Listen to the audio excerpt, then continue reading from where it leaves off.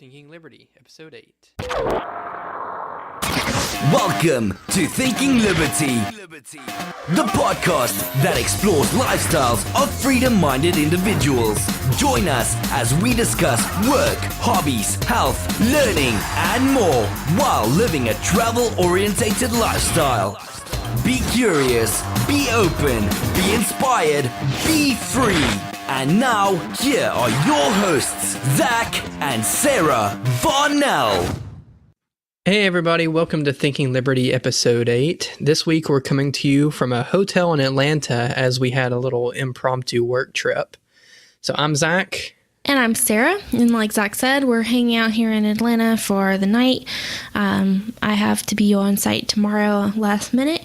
So as we were in Vegas last week, I feel like I've been on the road and traveling out of a suitcase for a long time now. It's kind of funny because, even though we travel nonstop and we move every couple of weeks, it doesn't really always feel like traveling to us because, we always have our own home and our own bed and our closet, which even though it's a mess right now, it's still our closet. But lately I've just been living out of a suitcase. We went from our house to Atlanta and then from Atlanta to Vegas and then Vegas back to my house just for 3 days. And then we went up to McMinnville, Tennessee. We went to the Bluegrass Underground, actually for our wedding anniversary. And that was really fun and cool. If you haven't been to the Bluegrass Underground, it's held in the Cumberland Caverns. It's this space that they made where they have events and they have concerts there. So you're in a cave and you're listening to a concert. And so it's really cool. The acoustics are really neat. And it's got some cool history behind it, including this chandelier that I think he said was the second president, John Adams, originally. But he hadn't wanted it, so it got passed off to a theater in New York for a while. So it's just kind of a cool historical place and really good music. Yeah, and somewhere in between all that traveling, I also had to go on a work trip to Vermont. So it's been busy for both of us. And normally we don't have to do this much traveling for work, but it's just been a busy month or so with a few work trips just coming at, rapid succession. Yeah, so it's been a crazy couple of weeks for us. So I'm looking forward to Tuesday when we can finally go home and both of us be home and settle and rest for a little while. And I'm sure Ollie will be looking forward to that too. We left him with my parents while we were in Vegas. And then when we went away for our anniversary, we left Ollie with Zach's parents. So it's been a interesting couple of weeks for him too. So for this episode, we wanted to do another one of our talks where we give suggestions on what you should do in a city if you're here for just a couple days, say a weekend. We had an episode like this recently on Townsend, Tennessee, and this one's going to be on a city that's very near and dear to us because it's the last place we lived, Atlanta, Georgia. But rather than just giving our suggestions, which I'm sure you'll hear sprinkled through, episodes when we're in town and we're talking and giving our updates, we wanted to bring in an expert on the city who's our friend Kip Dunlap. We see him as one of the biggest experts on the city and a real cheerleader for it. And he's just invested in it and loves the city and had some great recommendations for us. Yeah, and he stays pretty active in the community, working towards social programs, and he's a big part of the bicycling community, and he's pretty active in government as well. So it's really cool to see how he's working to help Atlanta become a better city, even though it's already a great one. It's still cool to see how it's changing and growing every day. So, we lived here for about 3 years before we moved into the RV, and then we've been on the road for almost 2 years now. So, cities change all the time, so there's a lot of new things that we weren't a part of and that we haven't seen. So it was really cool to hear some of the recommendations from Kip. Unfortunately, I was sick during this interview, so I was not a part of it, but I think it still turned out pretty well. And before we dive on into that, I did want to touch briefly on one of the challenges of traveling. If you're on the road all the time and you don't have a permanent address, you're like us, we move around every couple of weeks. And so it can be hard to set up like doctor's appointments and dentist appointments. And so far we've pretty much tried to plan them around when we're back in town, and always try to plan them for when we go, so that we can see our regular doctors and our regular dentist whenever we're back in the Atlanta area. But there have been times when we've had emergencies. I had a dental emergency back when we were in New Orleans and had to find a place last minute. And thankfully I found a great dentist who was willing to fit me into his busy schedule, even though I was, leaving. He had wanted to put a appointment out for like 3 weeks, but I wasn't going to be there that long. So it's definitely a challenge that we're still learning, and it just kind of shows how we still have a lot to learn as far as living on the road goes. So if any of you out there have experience with living on the road and getting proper health care and making sure that you're staying on top of everything, definitely let us know. We'd love to hear your ideas and your suggestions, rather than always depending on circling back home to Atlanta. But in any case, there are, that is one of the many challenges and things to learn about as far as living on the road. But there's also a lot of joys and exciting adventures that come along with it as well, that we're hoping to share with you as part of our podcast journey here. But for now, let's go on in and meet Kip. Hey, Kip, welcome to the show. Hi, Zach. How's it going? It's going well. So the reason we wanted to have you on is because out of all the people we know, you're really the biggest cheerleader for Atlanta. We know you love it and you're passionate about it, and we know you know a lot about it, so we wanted to have you on.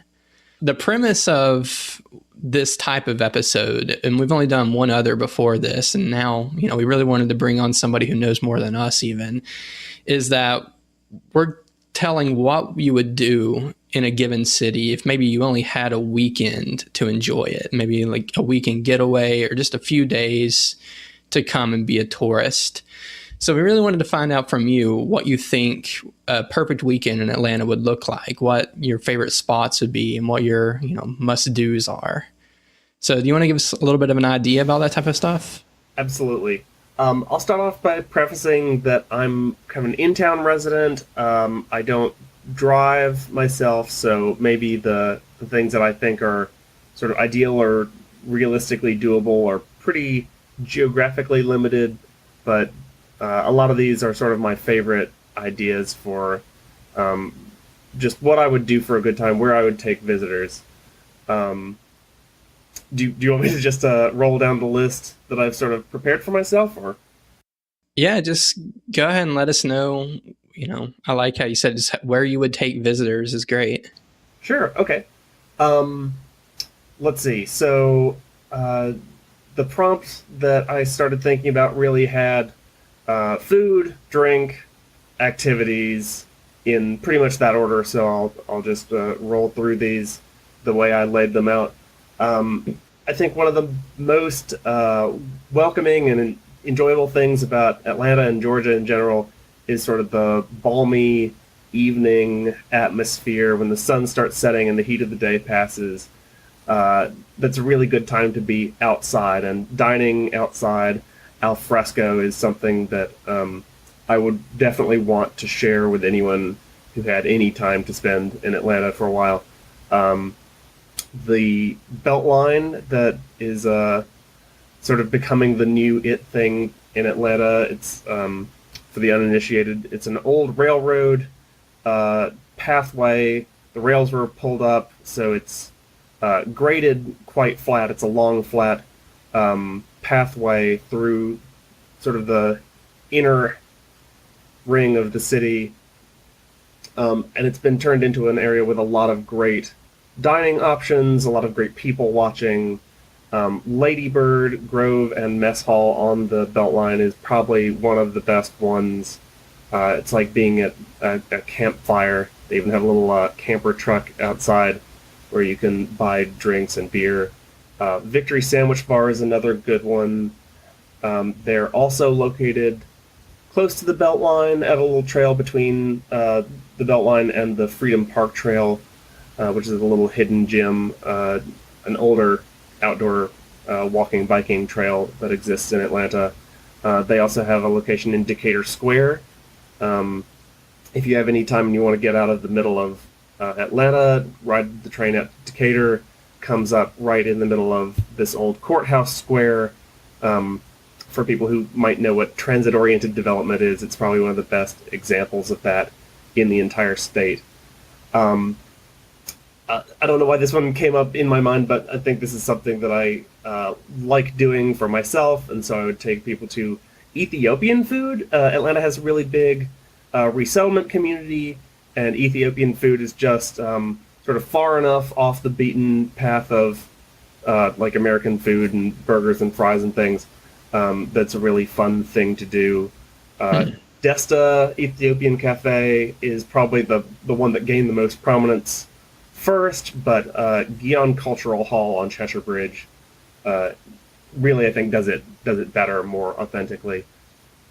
And then in the Midtown area, just places that are a little more casual, a little more in town. Establishment, Five Church, those are things at the place where I work, so those are my go-tos. There's a place on Peachtree and 14th called Tap. I think they have the nicest patio in the city. I think the relationship to the street and the view, people watching again, is one of the best. As well as a little place called Cypress Street Pint and Plate. It is on Cypress Street, of course. Great patio, great atmosphere to be outside on a summer evening, having a beer. And then speaking of beer, getting into the brewery and sort of bar district fare. Atlanta has no shortage of breweries. We have Sweetwater and Orpheus and Eventide. Those are all walkable, bikeable from the middle of town. My personal favorite is Creature Comforts Brewing in Athens. That's a ways out there, so that would probably be a day trip, or if you had a little more time to kill, Athens is probably a good destination on its own. And then I recently discovered Urban Tree Cidery, which is on Howell Mill, more on the west side, more on the industrial part of town, but they really do make a good selection of ciders, if that's something you're into.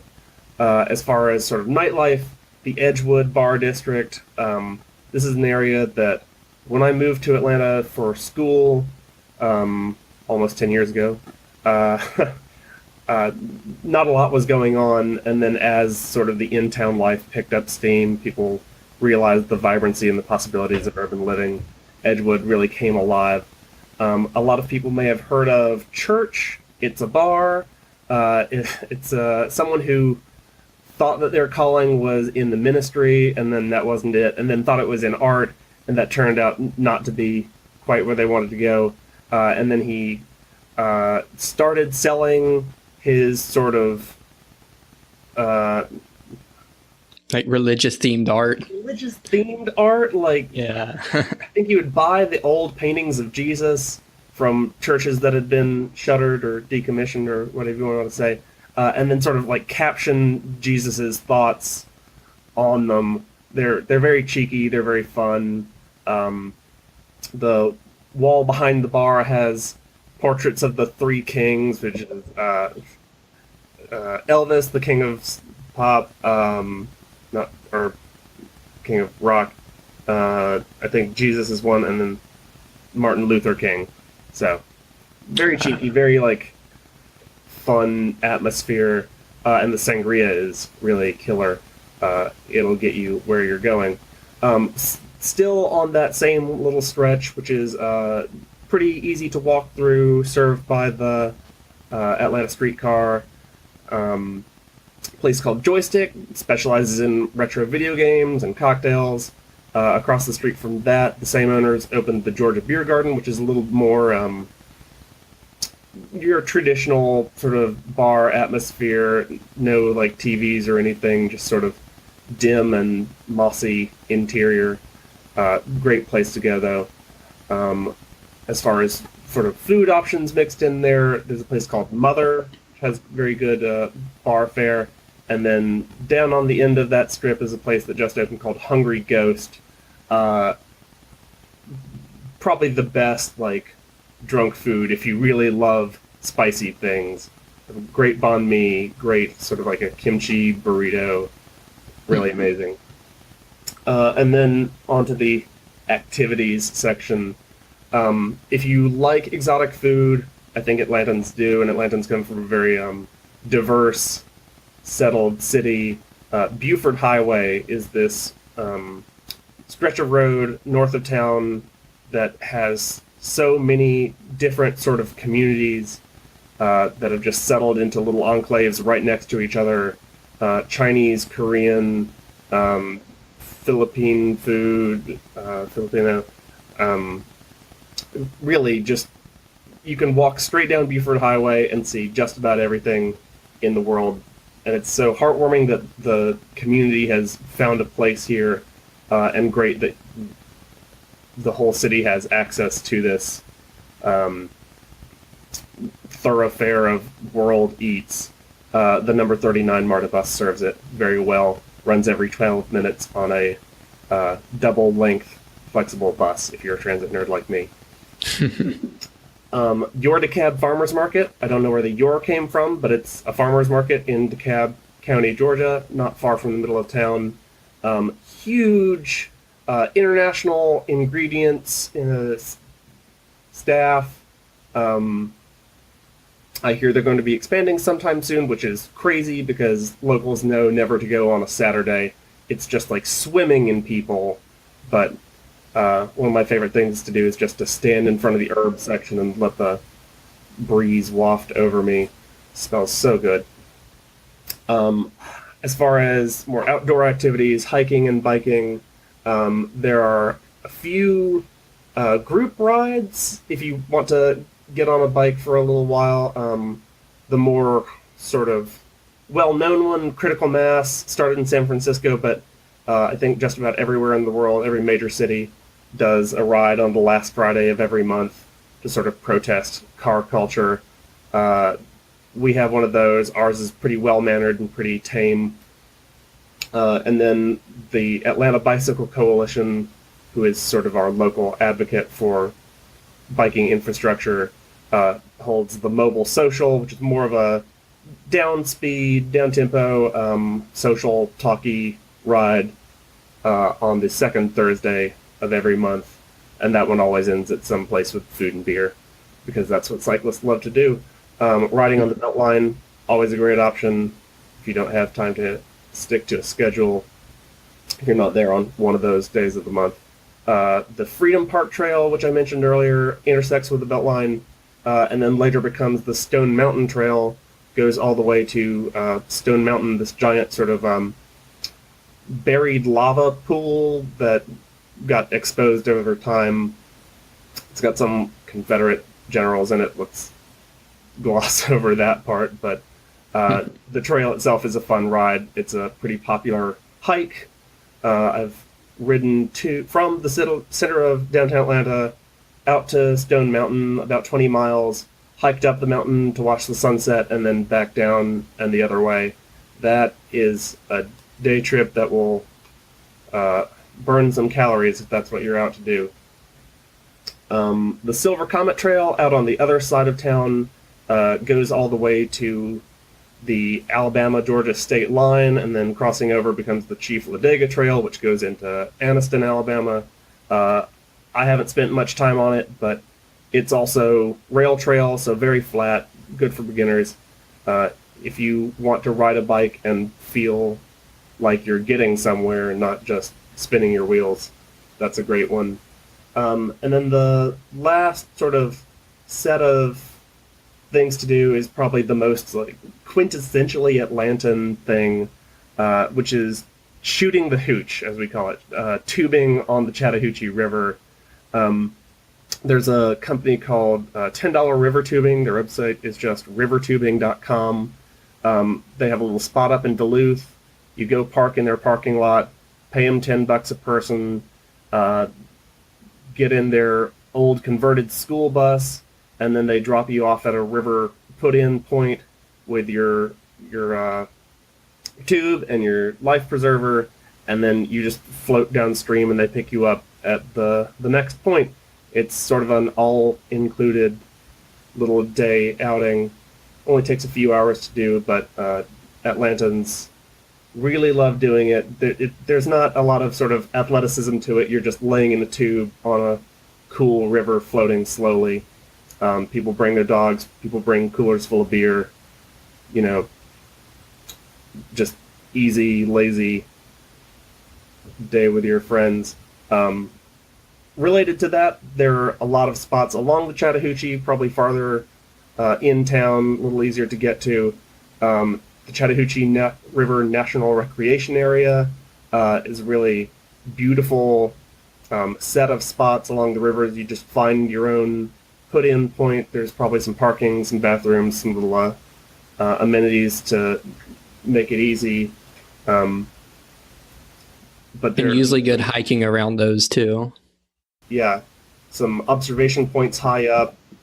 People find little rock crags along the river, climb up the rocks and then jump in. There's some ropes tied off to swing at your own risk and get in, but just another sort of quintessential Georgia thing to do.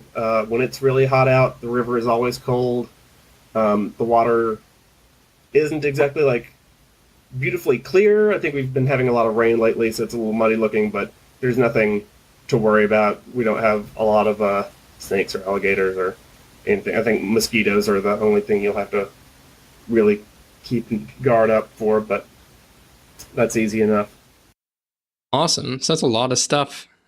So going back just a little bit, so tell us like what your take is on just the culture of Atlanta and maybe how that compares to other cities and what makes it unique. Sure, that's a broad question. Yeah, just take it wherever you want. Georgians and Atlantans in particular, I think, are really like chatty people. We're happy to talk almost any time. If you meet someone's eyes on the street, they're gonna smile at you. Doesn't have anything to do with what's going on. We're just smiley, friendly people. I've been to some other cities around the U.S., New York, San Francisco. People don't kind of give me the same intrinsically positive reaction, even though I think as Americans we're used to that. I don't know. We'll always make small talk. So, and I know Atlanta has 150 something different neighborhoods. Is that right? It's a ton of little. That sounds right. Yeah. Sometimes the city feels a little chopped up. Are there big differences in your view between these neighborhoods, or are there just too many of them to even make a difference? No, they're all different. And I think it has to do with sort of historic patterns of how they were developed and how they were settled. But absolutely some big differences between like a tiny little neighborhood like Cabbagetown, which is full of old, dense, small housing stock. A lot of those people have lived there for 100 years and know exactly who built that house way back when. And then you can go sort of right across the railroad tracks, which is not even just an aphorism. That's absolutely the way that a lot of neighborhoods have been historically divided into Inman Park, and it's a much sort of bigger lot, bigger house sort of feel. All right, then I just want to check off a few more things. I'm going to throw you an easy one first. I think I know what your answer is going to be. So what's the best coffee shop in Atlanta? Oh, no. That's not easy at all. That's not. Okay, I thought this was... thought you were going to be the expert and just... Well, I mean, I'm sure you are, but I thought this would be easy. I mean, it's probably good that it's not, that it comes in so close. What makes it hard is that I think there's always one more to try. Yeah. You can always give us top three if you can't narrow it down. Sure, that sounds like a good way of going about it. Number one, Java Vino, where I used to work, so shameless plug there. That's what I was expecting. And it's not just a shameless plug, it's probably my favorite too, and I feel like I've tried a decent amount in Atlanta. I'm happy to hear that. Someone told me it's like having coffee at your friend's house, which I think is kind of how we want you to take it. It's not a prissy place. The coffee is certainly of great quality, and we'll stack our beans up against any other roastery in Atlanta. We import, we grow, we roast, we're seed to cup, we like to say. The shop experience isn't, it's not octane, but Um, very proud of it. Number two, I'm just giving you the like in-towners sort of personal favorites, but little shop. Actually, they just started expanding. It's called Ebrick. It's in the middle of downtown. It's kind of a GSU student coffee spot, study spot. I think their interior atmosphere is everything. And then third up, a lot of people would probably say Octane. Octane has a reputation as being sort of the like San Francisco barista crowds go to. They really want a like polished experience and a perfectly extracted espresso shot. That's not really what makes it in my book. I'm always going for sort of a urban planning view of it. In that regard, I would have to give it to a place called Eight Arm on Ponce de Leon. I think they have a really nice interior environment. I think they have very good coffee as well, good food, and then good sort of relationship with the street. okay. So that's my third. And then on almost every episode... Gabriel, Eight Arm. Okay, awesome. So on almost every episode, Sarah and I, not even planning to most of the time, have just started talking about barbecue, mainly because we've been visiting a lot of southern cities lately, and they're really good barbecue. Is there any great barbecue in Atlanta? Mm-hmm. Which one would you suggest? There is definitely great barbecue in Atlanta. This is a political question. I'm gonna give the one that I have the easiest access to, that's wowed me the most so far. Smoke Ring Barbecue in Castleberry Hill. Really great. Really good. Okay. Delicious fall off the bone barbecue. I don't really think I've had bad barbecue in Atlanta. It's not, I mean, that'd be hard to do. You might have to plan that out. Because like I've just walked into places and had really good barbecue. So, all right. So last thing, can you just tell us more about yourself, what you have going on? I think you've mentioned several times that, you're a huge transit nerd. So please plug anything that you have going on like that, any projects that you're passionate about or excited about. Sure. I grew up in the suburbs of Atlanta, moved into town for college, really fell in love with the city life. I always thought I would. My parents lived it for a little while, wanted to live in town, and could never make it work out. Grew up as part of an airline family. Dad worked for Delta, and so every summer we'd fly off to some sort of world capital, someplace with a big airport mostly, stay about a week, and then fly home. And I always wondered growing up sort of what makes these London, Tokyo, Paris cities different from the city that is supposed to be sort of the one near my home. Because I could tell things were not the same, and I just wondered about that sort of like allocation of what made things the way they were. And I think a lot of people are really sort of proud of Atlanta. They want Atlanta to gain attention and renown, and maybe we have a bit of a chip on our shoulder about that. So it's been sort of a race or a generational aspiration to help Atlanta find its footing among those cities. I think the Olympics probably gave us a inflated sense of ourselves, but the best we can do is to try to live up to it afterwards. So transportation infrastructure, Atlanta sort of set itself on that path with the airport and business, and really just needs to come into its own in terms of managing them and doing the small things right, like housing. So the things that I'm personally involved in are things like an organization called the MARTA Army. We realize that MARTA has some great potential and some serious deficiencies, and so lending all our talents to support the agency when it gets kicked, and then as well as to be some of the ones pointing out the flaws and pointing out when things need to change. Atlanta Bicycle Coalition, which I mentioned earlier, Atlanta is not historically known as a biking town. A lot of people have complaints about topography, and those are pretty fair. But there's no reason that we couldn't. We have such good weather most of the time that cycling really is a very valid option for getting around town.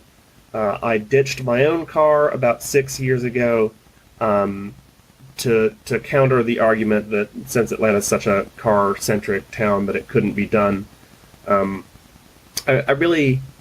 hear a lot of sort of excuses or a little entrenched, this is the way it's always been, Atlanta could never be different, and you just want to go out there and do the thing that people say is impossible. Bikes, transit, art is something that we're going to have to find our way on. The city is home to a lot of art students, a lot of art startups, a lot of great talent exists here. Living Walls, the International Mural Festival, started and then sort of hit a wall. Ha ha ha. The city's sort of public process to license art and sort of navigate the gray space in between mural art, public art, and graffiti is finding some growing pains right now, but I think we can move through it. We have some great leaders, a lot of young people who cut their teeth in the graffiti world and are trying to move it into the light. Atlanta can only get better from addressing that toughness and coming through it. And then I had one more big point about sort of social justice and politics. It's a really cool thing to be involved in right now, whether it's Black Lives Matter, specifically in terms of sort of race relations, or sort of the accompanying issues of like housing and inequality. Those are all things that, if you're in your 20s or in your early 30s, and you want to find a niche talking about, I think there's a place for you. There's a lot of organizing and demonstrating, which is something that Atlanta has a historical connection to, with Dr. Martin Luther King Jr. being an Atlanta native. The political climate is sort of warm right now. Like, this is a hot issue. People want to talk about it. People get very passionate about it.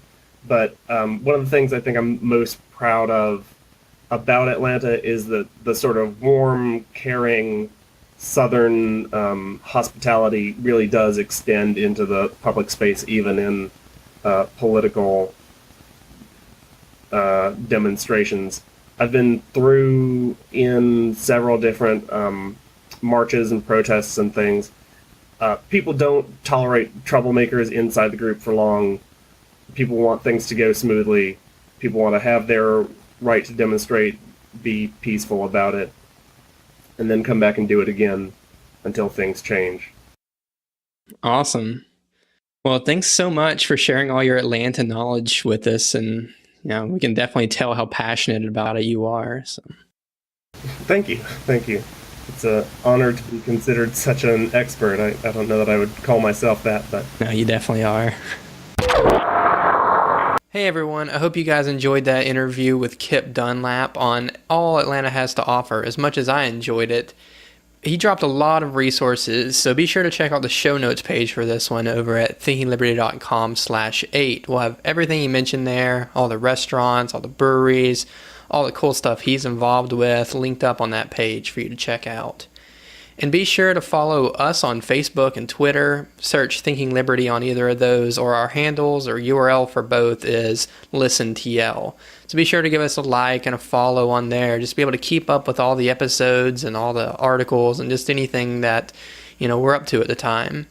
Also, be sure to give us a like, a rating, review on whatever podcast platform you're on right now, and share these episodes with your friends if you really think that's something that they would be interested in too. So that's it for now. We'll see you next week. Thanks for listening to Thinking Liberty. Subscribe to the show for free on iTunes, Google Play, or Stitcher at thinkingliberty.com. You'll also find detailed show notes pages, articles by Zach and Sarah, and more. We'll see you next time.